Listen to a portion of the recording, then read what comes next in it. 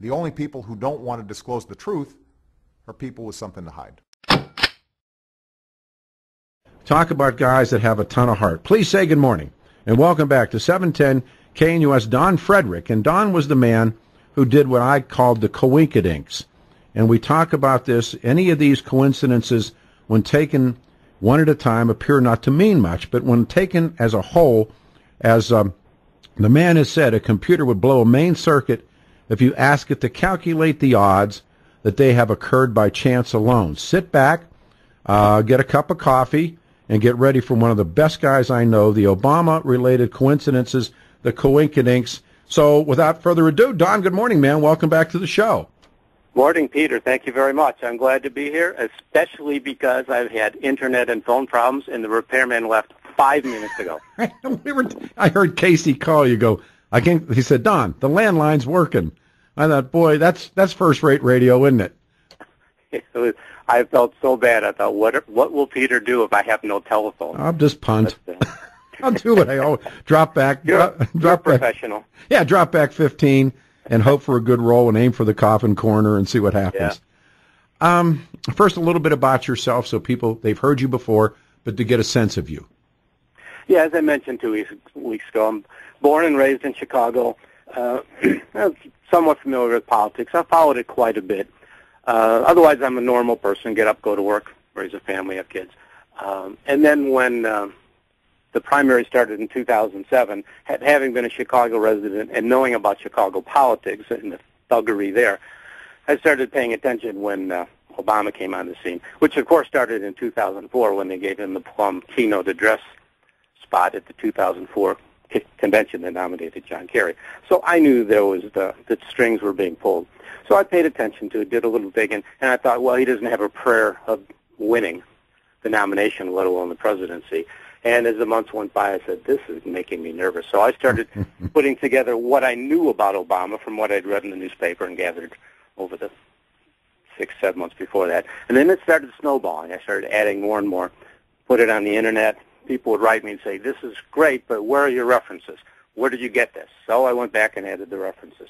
Then I kept going and kept going. And then I was getting 80,000 website hits a day. And I thought, wow, maybe we have some potential for derailing this guy. That, of course, never happened. But I felt obligated at that point to keep going. So on a daily basis, I've been updating that timeline. I hoped to have ended it in January of 2013, but that, of course, didn't happen. So it's been an everyday thing. I've been spending 8-10 hours every day updating the timeline, other than the last 2 days when my internet was down. And now we're in excess of 10,000 pages. We've crossed the 65,000 threshold for references. So anything in the book, every single paragraph is followed by some reference numbers. You can go on the internet and find where I got that information. And I did my best to use middle of the road sources, left sources, right sources. So you can find Newsmax.com as a reference. You can also find Huffington Post as a reference, because I don't want people to say, "Oh, sure, I can't trust any of this. It's all from right-wing sites." No, I'm giving you things from everywhere I can find them. Let me just do a couple of things here. Then I have a premier question. Obama, these are the coinkydinks, just happened to know 60s far-left radical William Ayers, whose father just happened to be Thomas Ayers, who just happened to be a close friend of Obama's communist mentor, Frank Marshall Davis. I caveat that by saying I believe who was his biological father, who just happened to work in a left-wing Chicago newspaper called The Defender, where Vernon Jarrett just happened to work, who happened to become the father-in-law of Iranian-born leftist Valerie Jarrett, who Obama just happened to choose as his closest White House advisor, who happened to go to work for the city of Chicago, who happened to hire Michelle LaVaughn Robinson, later Mrs. Barack Obama, who just happened to work in the Sidney Austin law firm where former fugitive from the FBI Bernadine Doran worked, who happened to be married to William Ayers. Bernadine had just happened to be married to William Ayers, who she just happened to have hidden out from the FBI in San Francisco Marina, along with Donald Warden, who just happened to change his name to Khalid al-Mansour, who just happened to be the associate of the Nation of Islam's Louis Farrakhan, and El Mansour happened to be the financial advisor to the Saudi prince, who just happened to donate cash to Harvard, for which Obama just happened to get the critical letter of recommendation from Percy Sutton, who happened to also know Tom Maboya, and the list goes from there. But that's just in the first part. And then we look at the happenstances, coincidences of Obama Sr. Then after attending Occidental and Columbia colleges, he just happened to have a foreign Muslim roommate. Obama just happened to move to Chicago. He just happened to work an organization founded by radical agitator Saul Alinsky, who just happened to be the topic of Hillary Clinton's thesis at Wellesley. Obama's just happened to be funded by a grant from the Woods Fund, which was funded by the Woods family. It just happened to provide all of this to, and it just goes on. He worked in voter registration drives. He just happened to join the Trinity Church. He just happened to do this. And it just all seems to just happen. And it doesn't work, does it? No, the coincidences are incredibly stunning. You mentioned the Woods Fund, the philanthropic organization. The Woods Fund was founded by a family called Woods family. They ran a company called Sahara Coal. Now, Sahara Coal happened to be the main coal supplier for Commonwealth Edison, the main electrical power company in the Chicago area. Well, guess who was the CEO of Commonwealth Edison? None other than Thomas Ayers. Yeah, it was Thomas Ayers, right, yeah. The father of William Ayers. Yeah, that's right. Now, and you had Bernardine Dorn at the same law firm where Michelle Robinson, later Obama, and Obama himself worked. And yet you have Obama saying during the 2000 campaign, oh, I didn't know Bill Ayers. He's just some guy in the neighborhood. Now, come on. He's not some guy in the neighborhood. No, he wrote your book. Yeah. He wrote Dreams for My Father. You were a co-worker with his wife. Yeah. So don't give me this nonsense about, oh, I don't know these people. And what you find out in going through my Obama timeline is, as you mentioned, any one incident can be explained. Oh, such and such happened. What do you think about that? Someone can say, well, that could have been a typo, or blah, blah, blah, blah, blah. Everything could have a logical explanation. It could just be chance. But when you add all these things together, the odds are just so overwhelmingly against any of this happening by chance. You know that the fix is in, that people know people, that everybody's connected.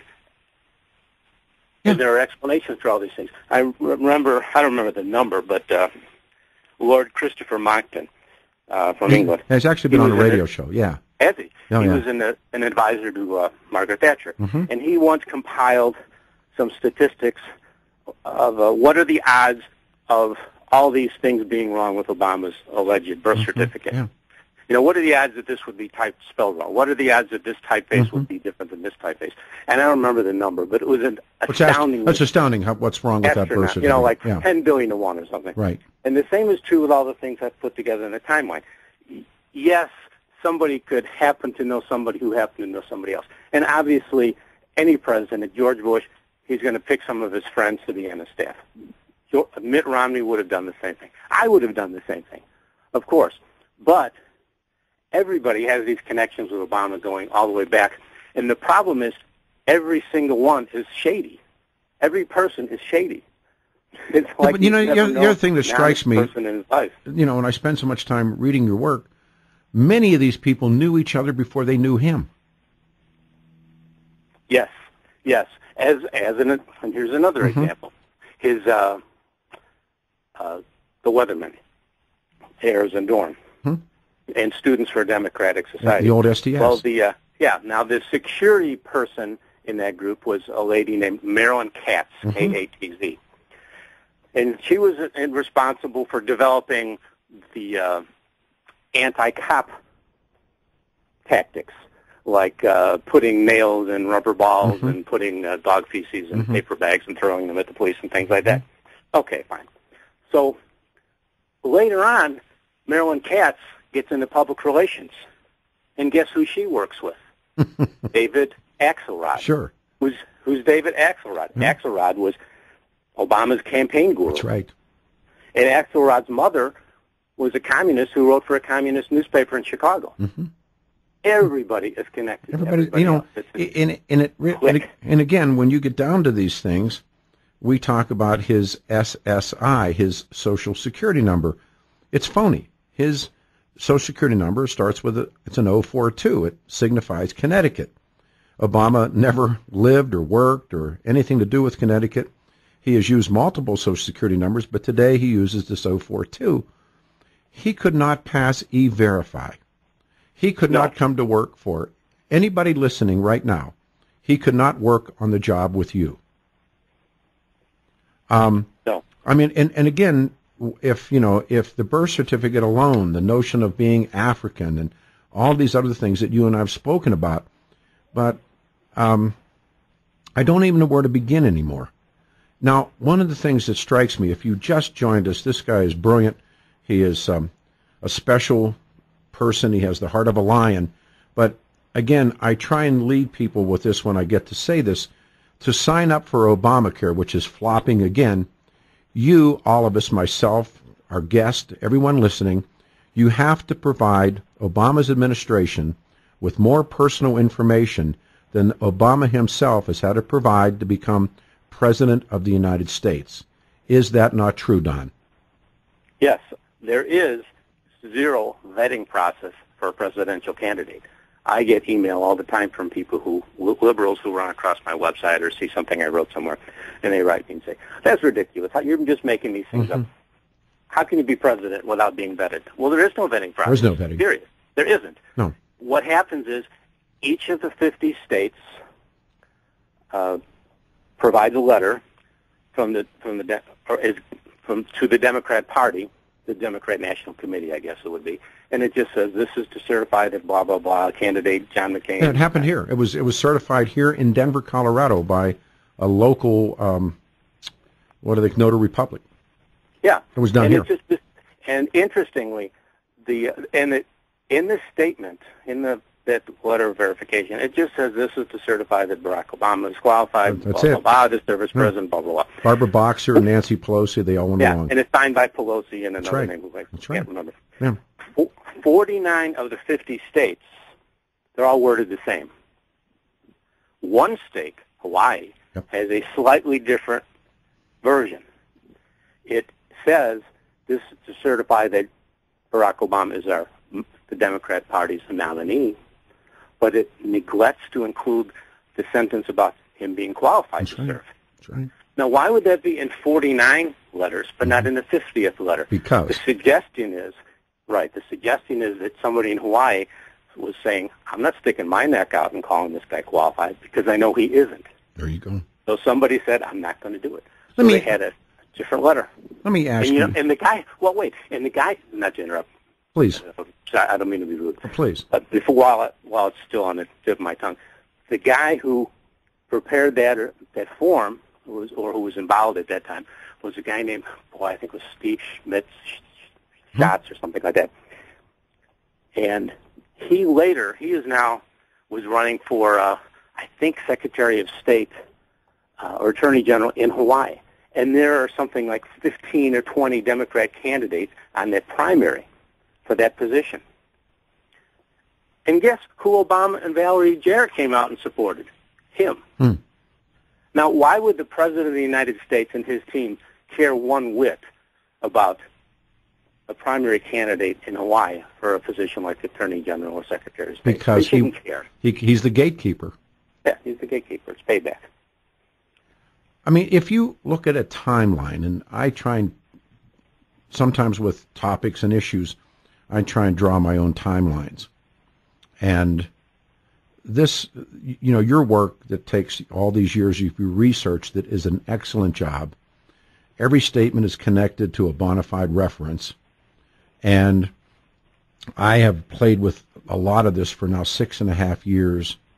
I realize that most of this guy's life story is baloney.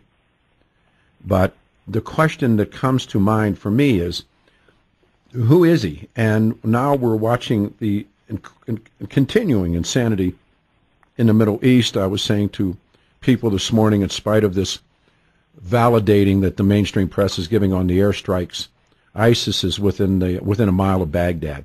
Right. how much of this do you think, how much of his locked away life, which I believe is Sunni Muslim, how much of his locked away life plays out in decisions that he makes or doesn't make? Well, as an exact percentage, of course, nobody would know, but I suspect it's an awful lot. We know in the first few months of his presidency, he went on the apology tour.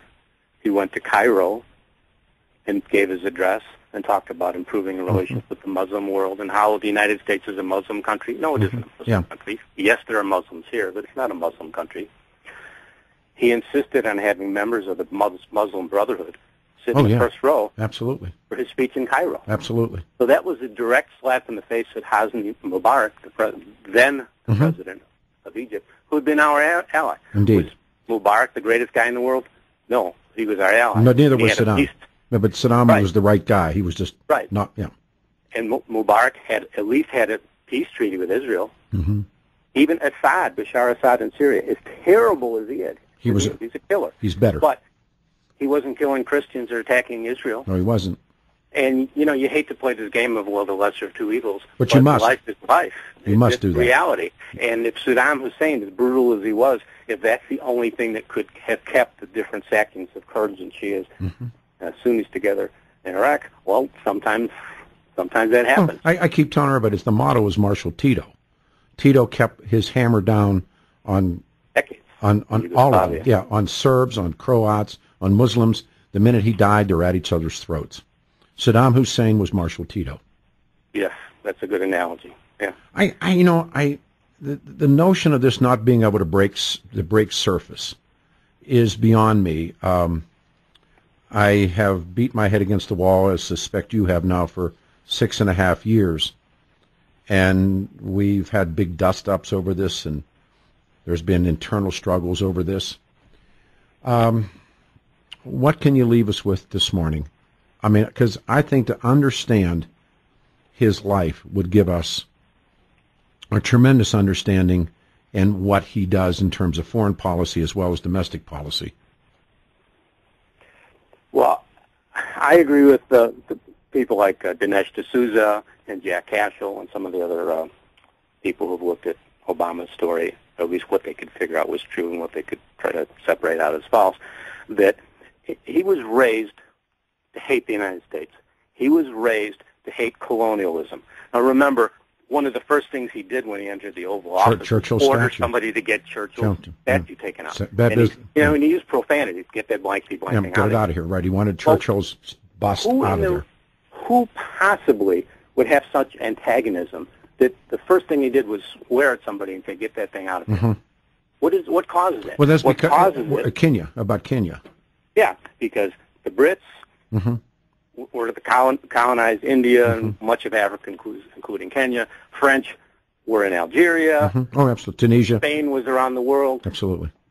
The European countries colonized those areas and brought civilization there. Now, Obama can resent, and his father, Frank Marshall Davis, they could resent colonialism all they want. But the truth is, if the Brits and the French and the Spanish had never colonized those areas, they'd still be barefoot and uneducated.